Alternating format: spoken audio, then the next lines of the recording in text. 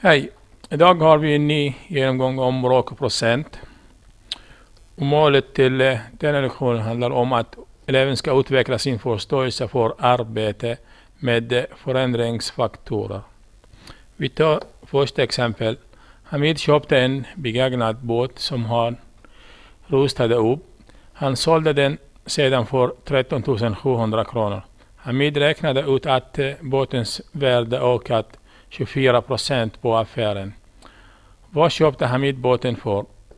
Så först vet vi inte hur mycket den kostar från början, så vi kan ange att pris från början är x kronor.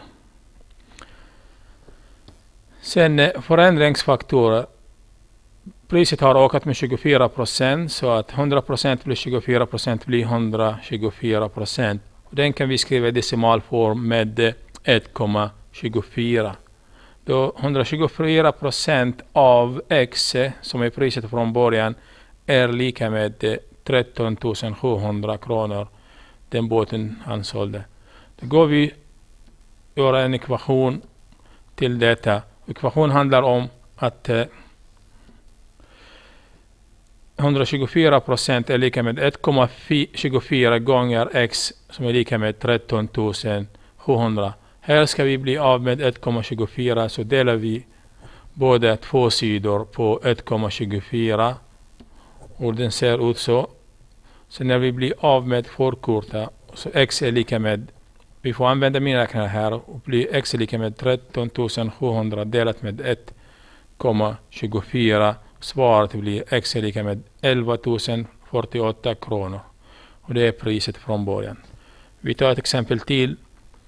Värdet av licensaktier minskade 27% från sitt högsta värde.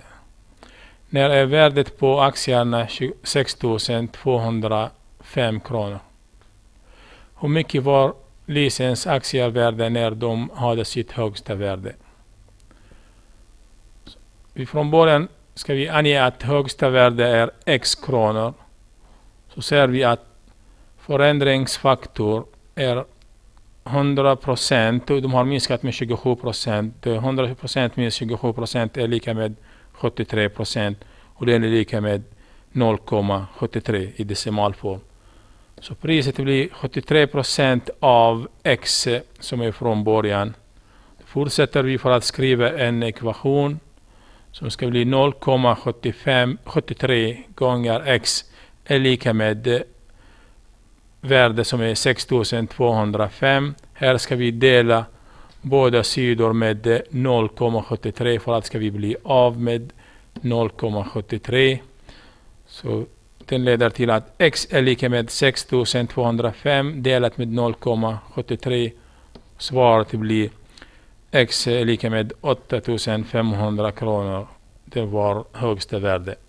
Sen tar vi ett exempel till. PSO AB lyckades öka sin försäljning år 2000 med 12%. Året därpå 2001 minskade försäljningen med 8%. År 2001 sålde företaget för 2,8 miljoner kronor. Hur mycket sålde företaget för året före höjningen, det vill säga år 1999. Så vi kan säga att här år 1999 och det var 100% och det är en x kronor. Här år 2000 vi ser att de har ökat med 12%, så blir 112% av x och det är 1,12 gånger x. Sen detta priset har minskat med 8% till 2001. Då blir kvar 92% av år 2000 och det är 0,92 gånger år 2000 som är 1,12 gånger x. Då fortsätter vi detta skriva ekvation för 2001, så ser vi att 0,92 gånger 1,12 gånger x är lika med 2,8 miljoner. Så vi förenklar det, det blir 1,03x är lika med 2,8 miljoner. Här ska vi dela båda sidor med 1,03 för att komma fram till x som är lika med 2,8 delat med 1,03 och svaret blir 2,718. Vi kan avrunda till 2,72 miljoner.